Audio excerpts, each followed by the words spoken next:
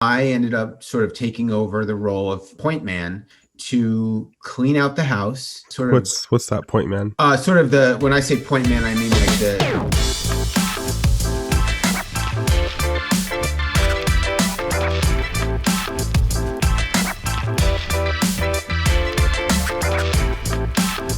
Adam, tell us the senior real estate specialist story, someone who you helped in regards to, tell us the story. Sure. So a couple years ago, I got a call from the Newton Senior Center. Newton, Massachusetts is where my office is, where I do a good amount of business. And they had someone who had come to the Senior Center many times. They knew her well.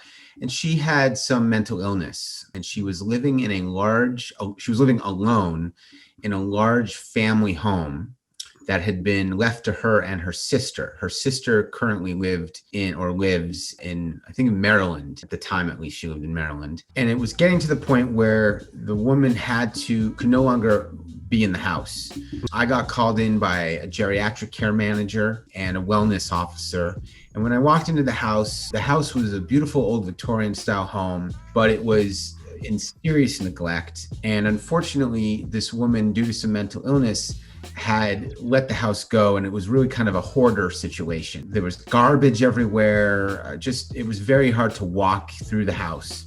And the sister who lived in Maryland, it was difficult for her to come up to Boston, what with the situation that she was going through with her life. And so the plan was to put the homeowner needed to go into an assisted living community where she could be cared for.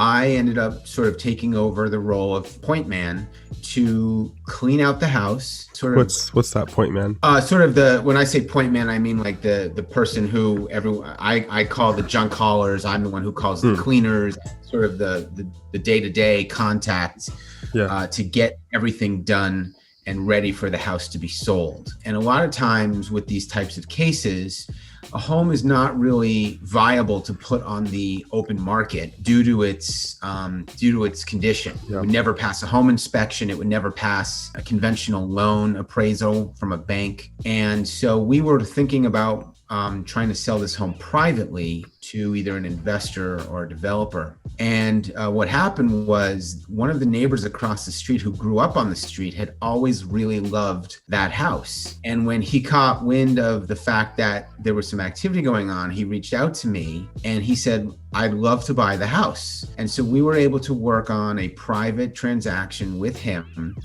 to purchase the house. He ended up buying it as is. So after I had done the initial clean out, I was still planning on doing some more work. And he said, "Nope, don't worry about it. I'll buy the house as is with the remaining items in it. I'll take care of it all." And we were able to negotiate a great deal for my seller, down in Maryland. She was thrilled. She knew that her sister was going to a community where she was going to be safe and well cared for. The money, obviously, that was made in the sale was going to go towards paying for that care. And she loved the fact that the house wasn't going to be torn down, that it was going to remain a fixture in the neighborhood. And the neighbor was super excited because he was getting something special and unique, something meaningful to him that he could make his own. So it was really a win-win for all sides.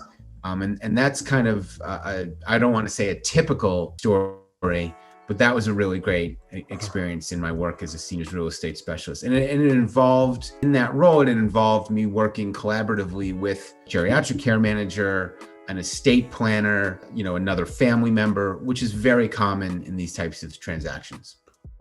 That's so awesome. That story lightens my heart because it worked out. Everything worked out. Where you guys didn't necessarily have to continue, because it's a struggle when you're going through all those things to clean up the house and then to get it ready for going on the market. It's especially when you're starting from in that case, it sounded like it was going to be a long track to get it ready. And absolutely.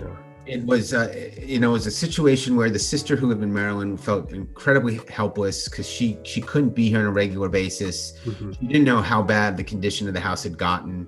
You had a woman who was living in the house who really couldn't safely be living in it anymore. And so it really worked out the best of both worlds for everyone. And that's just one example. There's tons of other examples where I might get called in, when the home is already completely cleaned out and the owners have already moved. Sometimes I get called by an individual or a couple who's maybe a year or two away from moving, and they just want some pointers and some suggestions on how to add value to the home before they sell it. So it really varies. But that one was a really good example of sort of how, you could take different snippets from every type of facet, working with others, cleaning the house out, doing a private sale to really make it work. Do you know what ended up happening to the house? Did they like fix it up or? Yeah, the neighbor lives there still. He fixed it up. He painted it a color that I personally don't agree with. He painted it like a bright yellow. The color scheme is not one that I am a big fan of, but he and his family live there. They sold their existing home on the street and moved in about, I think it took him about 4 more months to update the house and to bring it up to today's standards and safety and whatnot. And then they moved in. Oh, that's beautiful. That's so cool. It's so good, from almost torn down to now a family lives in there. Great story, great ending, all around a really good transaction. Whew. There we go. That's what it's about. Cool. Thanks, Adam. No problem. Hey guys, if you're liking this content and are eager to hear more, I would encourage you to keep on watching. Click on the button to subscribe, and you will be the first to get new, fresh content as soon as I put it on the internet.